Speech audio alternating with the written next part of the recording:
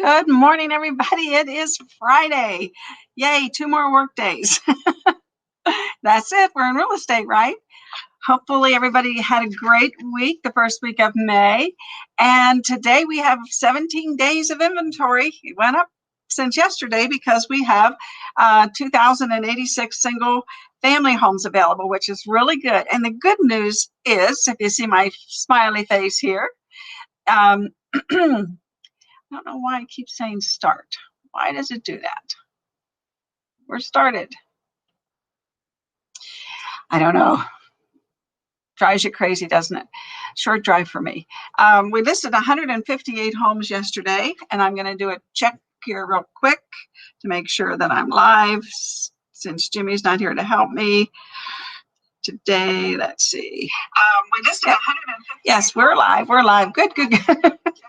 Anyway, so we have sold 511 homes over $1 million in just the first 4 months and a few days in 2021.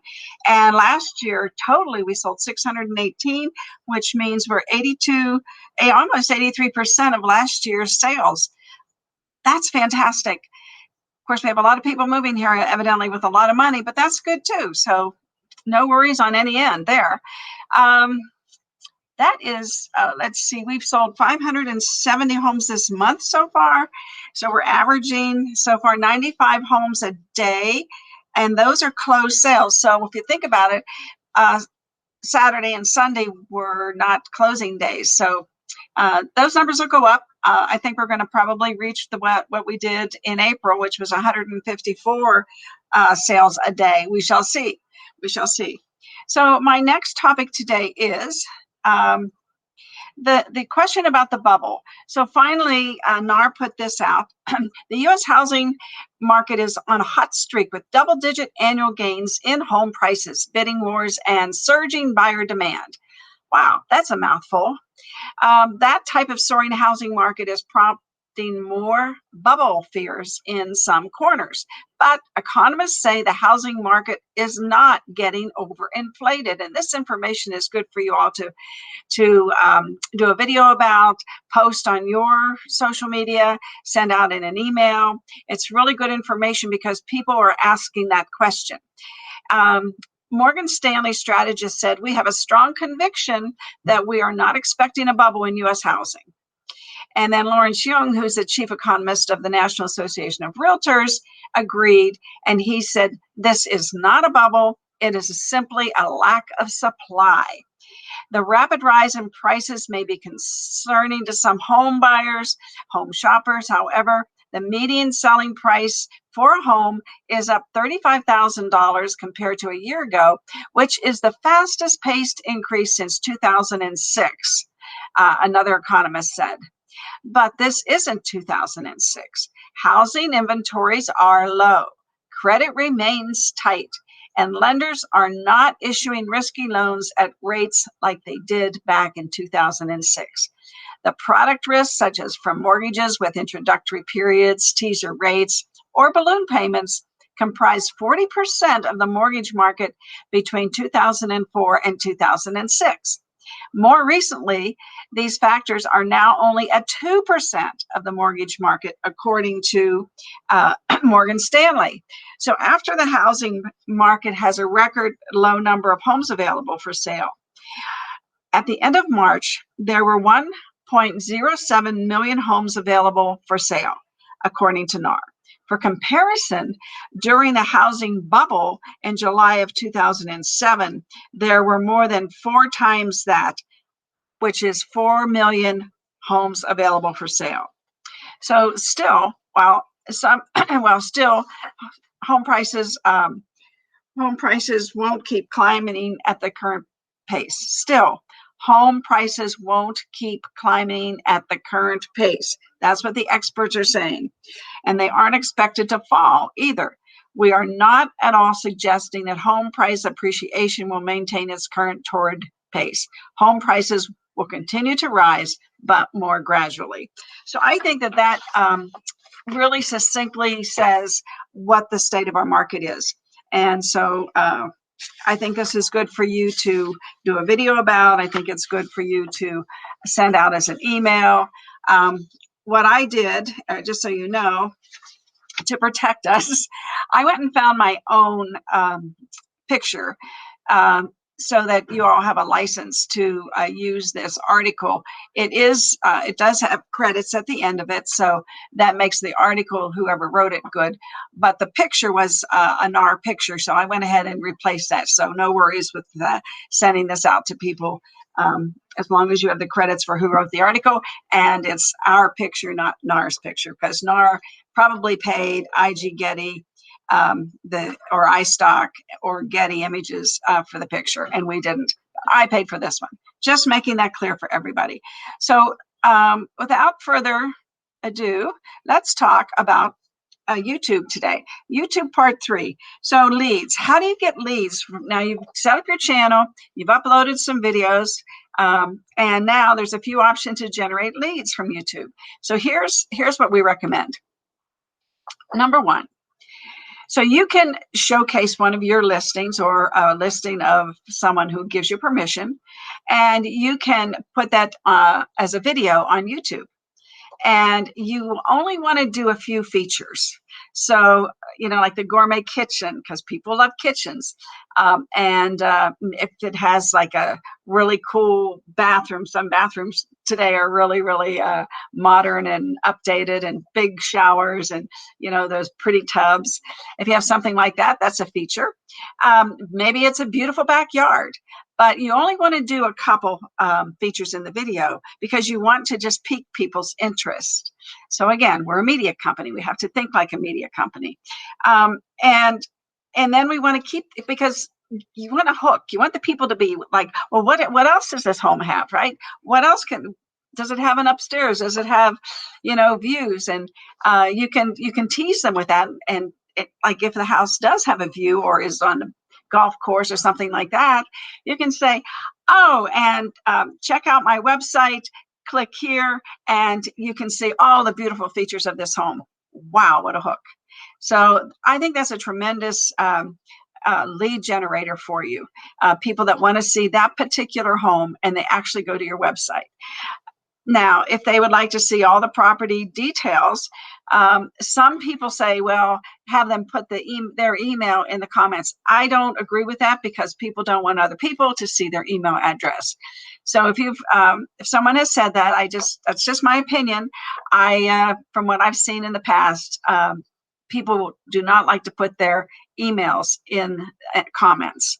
So just tell them to click. And there's a way at the end where you can, or on the screen where you can have them click your website, or just stroll it across. You can do a little trailer and you can stroll your website across there. And that's why I always tell everybody your website should be your name. It should be johnalbrand.com. It should be, karenkachero.com, because that's easy and you're branding yourself. And then your email address can be Karen at karenkachero.com. So if Karen Kachero is not available, you can say Karen Kachero 1. You're still, with a little 1, little number there. That's so people know, oh, Karen Kachero, and it'll pop up and go to your website. So that's important. Now, another thing you can do, so offer something. Now, you can offer get my report on why we don't have a housing bubble. Click the link and it'll take them to the downloadable PDF that they can download that, or take them to, you can put this on the blog platform on your website, and you can just take them right to your website to read about the housing bubble. That's a great idea, and great idea to get people to interact with you, and then to actually go to your website. And you can do many things with downloadable guides as well, because when they go to a downloadable guide, and you can make that housing bubble a downloadable guide. It's so easy, and then they can put their email address in that landing page, and now you have their email and they have the housing bubble. Now you can communicate with them because obviously they're interested for some reason in why there's not going to be a housing bubble. You can do the same thing with first-time homebuyers. If you're going to do a video, like if you're a first-time homebuyer, I have a first-time homebuyer's guide for you. Everything from A to Z, something like that. Just click the link and put in your email address, and we will send that to you right away. So that's a call to action, and you want to do that. And then you want to use a tool like we have on Agent Formula for the landing pages, because when you send them to a landing page to get something you've offered, then they have to put in their email address. So that's two major ways to generate leads with your YouTube channel. And also in the description, you also want to put, the same thing. To get my free first-time homebuyers guide, click here, and you can put the link in the description, and then it'll take them to your landing page where you get their email and they get their first-time homebuyers guide. Whew. Okay, so now let's think about it. I have a checklist, and I'd like to go over that. When you do your videos, are you wearing something professional yet comfortable? I remember one time Pinky did a video about being comfortable when you do a video. So she had you can only see me from here up, right? And so Pinky did a video with a really pretty blouse on, and then she showed that she was wearing sweatpants, and and this was like on her group just to show them, how to be comfortable. Then another lady that was in my mastermind with Katie Lance, she was from Hawaii. And so she was behind a desk like I am. And so she was doing a little video show. And she says, y'all might think I am just dressed for success. Well, then, and she had a videographer, of course. So she backed up and she had a slip on. Anyway, I just thought that was funny, but you can be comfortable. I'm fully clothed, by the way. So, but you can be comfortable if you're just, depending on what you're doing, but you always want to look professional. And then, so how is your video set up? Does your lighting look okay? And are you in a quiet space? Well, my lighting is pretty good. I'm not always in a quiet space because I'm in the office where John and Diane are sometimes while I'm doing my video. I prefer to do it at home, but again, I have still not got a camera for home because mine broke. So anyway, I'm doing it in the office. So I try, everybody kind of knows not to come in and out, but occasionally it doesn't work. But for you, try to be in a quiet place. And then have you thought about your hook? Your hook, like I said earlier, is so important. I mean, it's just so important to have a good hook. And then how will you start your video? And what will you say? And then how will you wrap it up? That's your, those, I'm giving you the checklist. That's number 3. Number 1, wear something comfortable. Make sure your video is set up, your lighting's okay, and you're in a quiet place. And number 3, you need to have a hook. So how will you start your video? What will you say? And then how will you wrap it up? Remember, we had those, the intro, the middle, and the outro. And then at the end, you have a call to action.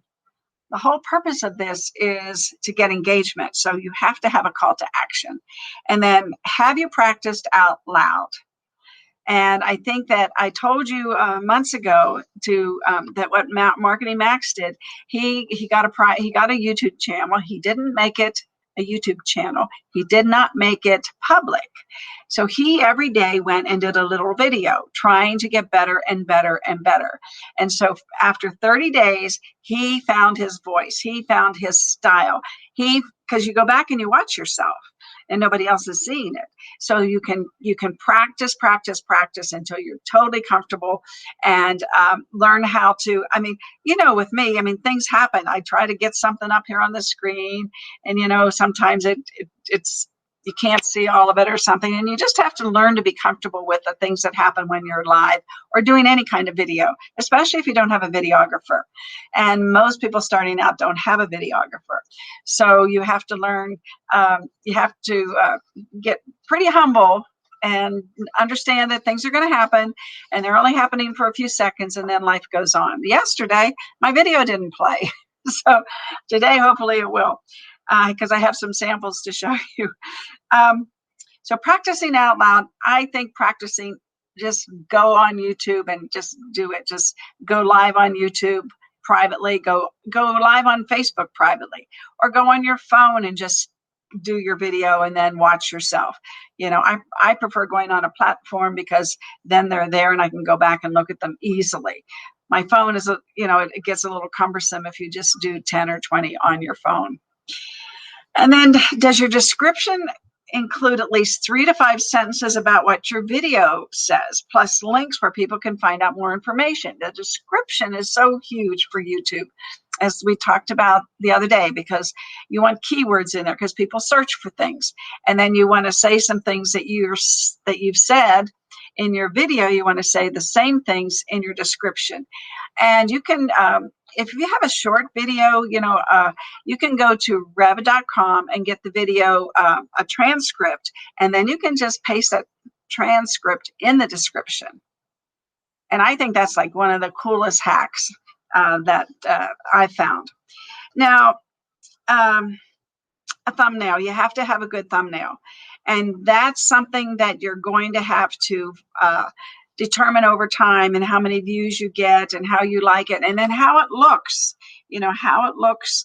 If you go to your channel and you click all videos, you'll see all the thumbnails, and you want to make sure that it looks good. And I told you, I'm still struggling with my thumbnail and my cover. I'm not happy with them, but it's a work in progress. And over the years, I've had several covers. There were so many neat things that YouTube used to do that it doesn't do now because it got too big. But you used to be able to play a video in the cover and have a link in there. So we used to have a pretty cool cover, but I haven't been happy with my cover since they took that option away. Anyway, and then, have you promoted the YouTube video on your social media channels and your email list? Huge. So that's 1, 2, 3, 4, 5, 6, 7, 8, 9, 10 things on the checklist.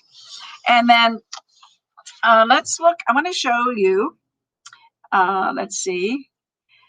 If you look, this is I've been scouring through J.C. Melvin's great YouTube channel, and let's see, put myself down here. No, wrong way, Ruthie.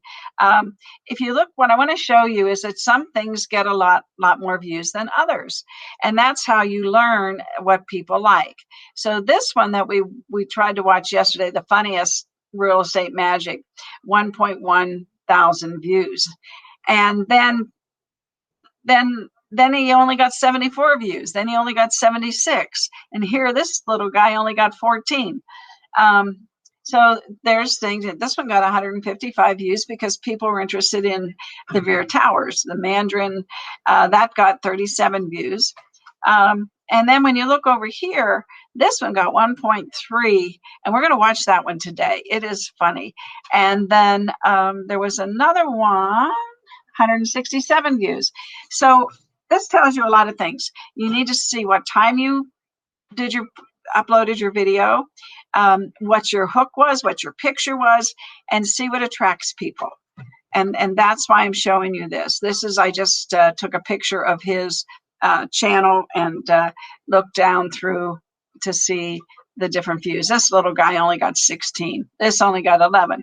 And then this one got 135. And these are in chronological order. So there's really, you can go back because you have analytics on YouTube, and you can see, when did you post it, what day, what time, and you'll figure out by looking at the analytics what works for you.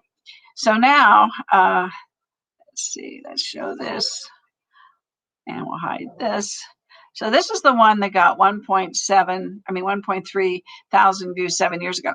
The Las Vegas snow removal tip. And it's funny. So we're going to watch it. Hopefully it's going to work for me today. I'm going to solo it, and I'm going to see if it'll play. I'm going to mute myself. It's not working because I'm on my phone, and I don't know why. Let's see if we can try something else here. This is the one we want to do. We'll hide that. Kane and I were trying to figure this out this morning to see why they wouldn't show. It doesn't work. So there you go. That's technology. But if you go to JC's page, look this up because it is so funny. And now they had a good videographer. I will tell you that they did have a good videographer. So turn myself off here. I don't know why it doesn't work, but all I did was copy the YouTube link, and it's supposed to work. All right, everybody. I want you to go look at this. Go look at JC's page, and let's see. Let me show this. It's called the the Melvin Peters team. So if you look that up on YouTube and play some of these videos that have lots of views, and the funny ones are just really a hoot. So today we're having a property management panel. We're going to look at how the property management industry is handling what we've gone through the past year, how to stay out of trouble, what the right things are to do. And then Jimmy and I are going to create a class for property management because we need some more property management class credits starting October 1st. So we're going to get that class together, get it submitted, and that'll be fantastic. Then at 1 o'clock today, we have Brian Buffini, and we're bumping along there on our 100 Days to Greatness. Lots of people doing lots of things, seeing lots of success, and we're really happy about all that. And that's it for today. I will see you tomorrow. I have a special guest. We're going to talk about Google and why Google needs to be your friend. So stay tuned for tomorrow's show, 9 o'clock. We start on Saturdays with Marketing Max. He'll be back. He was off last week, but he will be back. And we're going to talk about Google with a Google expert who's going to give us some tips and tricks for Google, because Google needs to be your friend. Thank you, everybody. Love you all. And I'll see you tomorrow.